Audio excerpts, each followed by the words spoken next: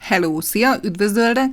Ma egy nagyon finom és látványos süteményt fogunk készíteni, ami nagyon egyszerű, lépésről lépésre mutatom a csokis pöffeteg receptjét és elkészítését, majd a végén a fagyasztását, mert érdemes megsütni előre, fagyasztható és nagyon-nagyon finom sütemény. Tarts velem! Csokis pöffeteg, hozzávalók: 380 g búzafinomliszt, durumliszttel is készíthető, készítettem már azzal is, és nagyon finom.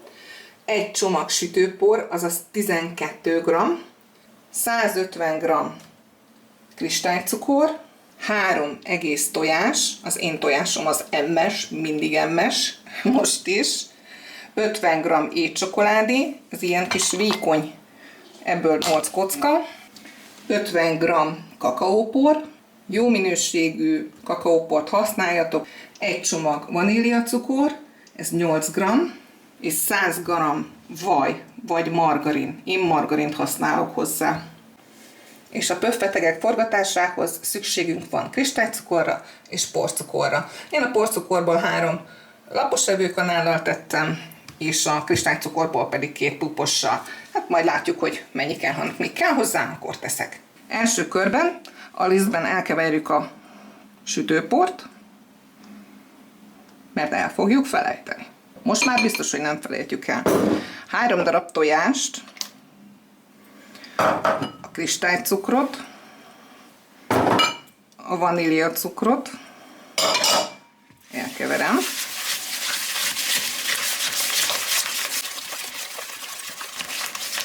Ezután felolvasztom a vajat és a csokit. Most ezt a vajat 900 watton 50 másodpercig olvasztottam, nem volt olyan nagy mennyiség, hamar meglett. Most egy picit várok vele, hogy ne legyen ilyen forró, és hozzá fogom keverni a tojásos masszához, addig megolvasztom mikróba a csokit.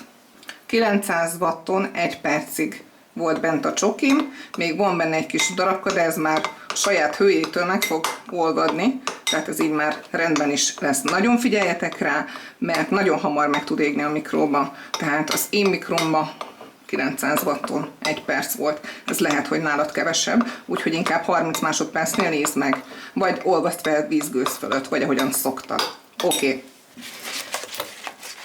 Bele borítjuk az olvasztott vajat. Ne legyen már forró, de nem kell megölni, még teljesen kéhű. Nem szeretnénk rántottát sem, úgyhogy kicsit elfutymákolom benne, és beleteszem az olvasztott csokit. Megpróbáljuk jól belekapalni, de ha nem sikerül, akkor megkérjük a kedvesünket, hogy egye meg a maradékot. Beleteszem a kakaóport is, és elkeverem. Nem muszáj spatulával, bármivel el tudod keverni. Van, aki mixerrel szokta készíteni, és hát avval is lehet. Én csak akkor használom, hogyha nagyon muszáj, és nem lehet másképp megoldani. Jól elkeverem. Ha valaki édesebben szereti, akkor most kóstolja meg, és még most tud hozzátenni egy kis cukrot. Jó. Amikor elkevertem, akkor a sütőporos lisztet nemes egyszerűséggel beleborítom. Először egy kicsit még a spatulával megmozgatom.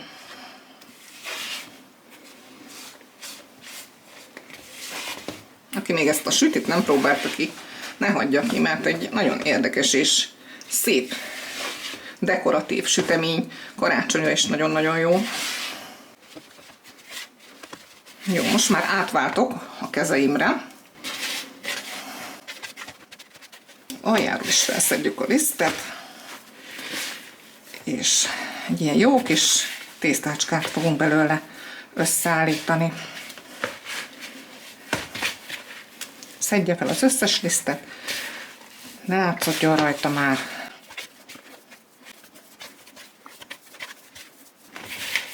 Megpróbáljuk az oldaláról is leszedni, nem megy, nem bánjuk. Így összeállítottuk a kis tésztánkat. Nézzétek meg! Egy nagyon jó kis, elég puha tészta, de megy mindjárt a hűtőbe, és utána tökéletes lesz. Itt a kis tésztácskánk, be szoktam csomagolni folpakba, és berakom a hűtőbe. Nem muszáj külön becsomagolnod így, hanem a tálba, amiben készíted, azt lefeded folpakkal, és úgy megy a hűtőbe. Így megy legalább nekem be egy olyan jó fél órára. Egy bő órát volt a hűtőbe, és most már elkezdődik a varázslat. Kibontozgatom. Kicsit visszahűlt a vajunk, úgyhogy most már lehet majd sütni. Kiszedem. Sütőpapírt teszünk a tepsibe. Mint látjátok, én ezt már megsütöttem jó múltkorában is, mert készülök a karácsonyra, és előre fagyasztom őket le. Ennek az adagnak a fele is fagyasztásra fog kerülni, úgyhogy nyugodtan használjátok újra a sütőpapírt, nem lesz belőle semmi probléma. Tehát nekem van egy használt sütőpapírom, itt a kristálycukrom, és itt van a porcukrom. És elkezdek, kicsípek belőle egy kis darabot. Én egy picivel nagyobbakat szoktam, mint a diónyi fog nőni, és így golyókat készítünk belőle. Próbáljuk meg egyformára, ha akarjuk, ha nem, akkor nem. A lényeg az most fog következni. Először kristálycukorba fogjuk forgatni, másodszor pedig porcukorba jó bőven. És így tovább. Ilyet a következő darabkánk. Rátok bízom, hogy mekkora golyókat fogtok készíteni. Én nagyon picivel nagyobbat készítek, mint egy dió. Ismétel. Kristálycukor. Bőven porcukor. Távolabb tegyük egymástól őket, mert nőni fognak. És így tovább. Tehát golyó, gyurma. Nagyon jó. Látod? Szuper kis gyurma. Kristálycukor.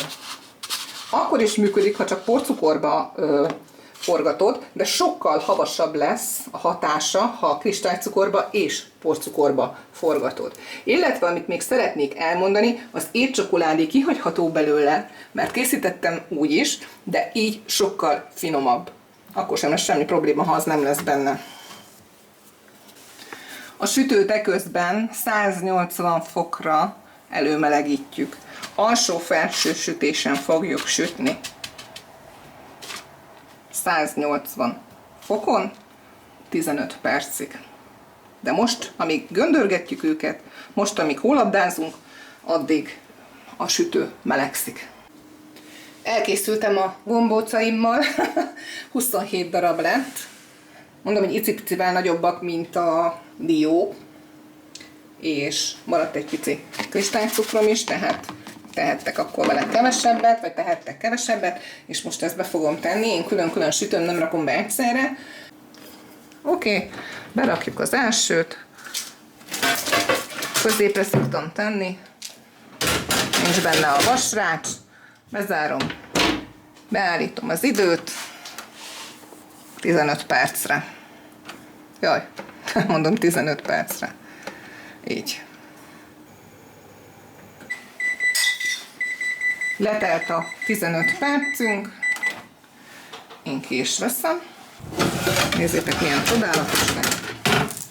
Szépen lerakom hűlni, és berakom a következő adagot. Tehát elkészült. Ilyenkor még, nézd, puha. Látod? Nem sokára, ahogy fog ő hűlni, úgy fog keményedni a kérge, viszont belül nagyon finom marad. Most kiszedem, átteszem hűlni egy rácsra. Ha nem túl forró kézzel is át lehet rakni, vagy alányulsz egy ilyen kis spatulával, és úgy is, ne égessétek meg magatokat. Látjátok? Nagyon-nagyon szép, cukros, szétnyílt, igazi havas kis pöffetegeket kaptunk ki, jaj de meleg, tehát könnyítsük meg a dolgunkat.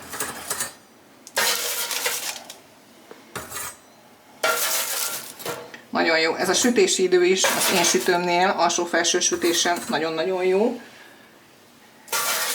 De ez a 15 perc, ez kell neki. többször sütöttem, többféle idővel próbálkoztam, de ez az, amikor tökéletes. Tehát ilyen puha, megnyomod, látod, ilyen kis puhi még. Majd ez meg fog keményedni, ez a kiéreg rajta. Megsüt a maradék, és azt is kiszedem hűtőre, készítsétek el, nem fogjátok megbánni. Nagyon figyeljetek, hogy ne süssétek tovább, ne süssétek túl. Tehát még amikor kiveszed, megnyomod és puha, akkor lesz a jó. Később. Tehát ha keményen veszed ki, akkor is meg tudod enni, csak nem lesz annyira finom. Ha soknak tartjátok, akkor felezzétek az adagot, ha kevésnek, akkor pedig készítsetek belőle többet, dupla adagot.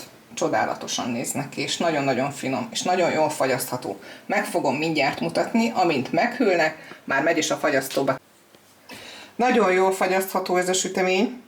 Tegyétek egy ilyen fagyasztós zacsiba, egymás mellé, laposan, vagy egy dobozba, zárjátok le, és tegyétek be fagyasztóba. Mielőtt enni szeretnétek, akkor vegyétek ki, 1-2 órával. Mutatom mindjárt azt, amit lefagyasztottam. Eltelt pár nap, és le van fagyasztva. Tehát én csak így, mint mondottam,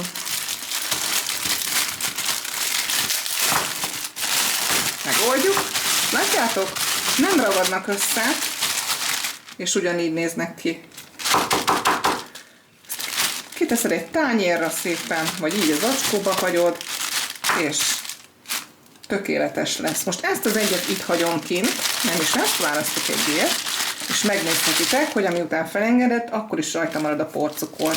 Nos, eltelt hát olyan 1,5 óra körülbelül, nézzétek, most már jól tudom benyomni, viszont egy kicsit veszt ilyenkor a porcukor a színéből, a tetején, egy picit nem olvad, nem vizes, semmi, de ilyenkor azt szoktam csinálni, és nektek is ezt ajánlom, egy icipici porcukrot tegyetek valamibe, és a tetejét így